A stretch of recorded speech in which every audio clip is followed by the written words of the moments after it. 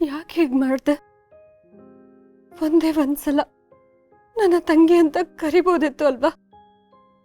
ಈ ಪ್ರಪಂಚದಲ್ಲಿ ನನಗೆ ಅಂತ ಇದ್ದಿದ್ದು ಒಂದು ಜೀವ ಅಂದ್ರೆ ಅದು ನೀನು. ನಿನ್ನನ್ನೇ ಕಳ್ಕೊಂಡ್ಮೇಲೆ ನಾನಿದ್ದು ಏನ್ ಪ್ರಯೋಜನ? ಸರ್ವಸ್ವನು ಕಳ್ಕೊಂಡು ಅನಾಥೆ ಆಗ್ಬಿಟ್ಟಿದ್ದೀನಿ ನಾನು. ನೀನೇ ನಮ್ಮ ಅಕ್ಕ ಅಂತ ಗೊತ್ತಾಗಕ್ಕೆ ಇಷ್ಟು ದಿನ ಬೇಕಾಯ್ತು ನೋಡು. ನನ್ನ ಬುದ್ಧಿಗೆ ಎಷ್ಟು ನೀನ್ ನಮ್ಮ ಅಕ್ಕ ಅಂತ ನಂಗೆ ಮುಂಚೆನೆ ಗೊತ್ತಿದ್ದಿದ್ರೆ ನಾನು ನಿನ್ನನ್ನು ಹೋಗೋದಕ್ಕೆ ಬಿಡ್ತಿರ್ಲಿಲ್ಲ. ನನ್ನ ಪ್ರಾಣ ಕೊಟ್ಟಾದ್ರೂ ನಿನ್ನನ್ನು ಉಳಿಸ್ಕೋತಿದ್ದೆ. ಇವತ್ತಿ ಮನೆಯಲ್ಲಿ ಎಲ್ಲರೂ ಇದ್ದಾರೆ, ಆದ್ರೆ ನೀನಿಲ್ಲ. ನೀನಿಲ್ಲದೆ ಇರೋ ಈ ಮನೆ ಎಷ್ಟು ಖಾಲಿ ಖಾಲಿ ಅನ್ಸ್ತಿದೆ ಗೊತ್ತಾ?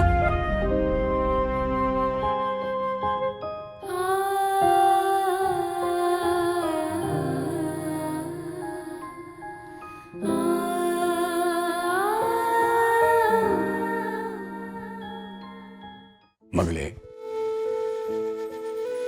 ನಾವು ಯಾರನ್ನ ತುಂಬ ಪ್ರೀತಿಸ್ತೀವೋ ಅವ್ರನ್ನ ಕಳ್ಕೊಂಡಾಗ ಆಗೋ ನೋವು ನನಗೂ ಗೊತ್ತು ಮಗಳೇ.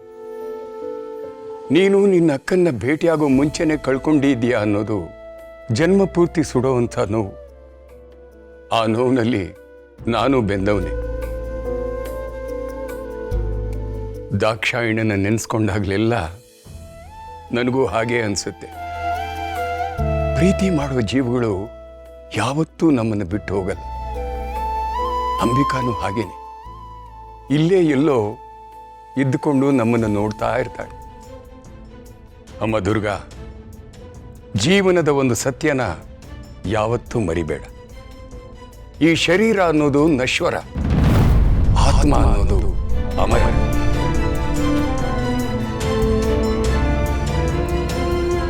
ಆತ್ಮಕ್ಕೆ ಯಾವತ್ತೂ ಸಾವಿಲ್ಲ ಮಗಳೇ. ಅದು ಬರೀ ರೂಪ ಬದಲಾಯಿಸುತ್ತೆ ಅಷ್ಟೆ. ಅಂಬಿಕಾ ನಮ್ಮನ್ನು ಬಿಟ್ಟು ಹೋಗಿದ್ದಾಳೆ ಅನ್ಕೋಬೇಡ. ಅವಳು ಯಾವುದೋ ರೂಪದಲ್ಲಿ ಇಲ್ಲೇ ಇರ್ತಾಳೆ. ಅಂಬಿಕಾ ನಮ್ಮನ್ನು ಯಾವತ್ತೂ ಬಿಟ್ಟು ಹೋಗಕ್ಕೆ ಸಾಧ್ಯ ಇಲ್ಲ.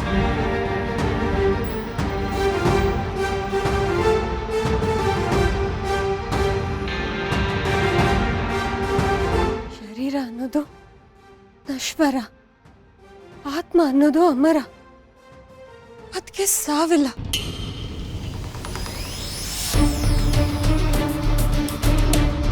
ಅಂದ್ರೆ ಅಕ್ಕ ಸತ್ತಿಲ್ಲ, ಅವಳ ಶಕ್ತಿ ಇಲ್ಲೇ ಇದೆ. ಅಜ್ಜಿ ಕೂಡ ಇದನ್ನೇ ಹೇಳಿದ್ದು, ಕಳ್ಕೊಂಡಿದ್ನ ವಾಪಸ್ ಪಡೆಯೋದಕ್ಕೆ ಒಂದು ದಾರಿ ಇದೆ ಅಂತ. ಅಕ್ಕ ಇದ್ದಾಳೆ, ಅಕ್ಕ ಇಲ್ಲೇ ಎಲ್ಲೋ ಇದ್ದಾಳೆ. ಅಕ್ಕನ್ನ ವಾಪಸ್ ಪಡೆಯೋದು ಹೇಗೆ ಅಂತ ಅಪ್ಪಂಗೆ ನಿಜವಾಗ್ಲೂ ಗೊತ್ತಿರುತ್ತೆ.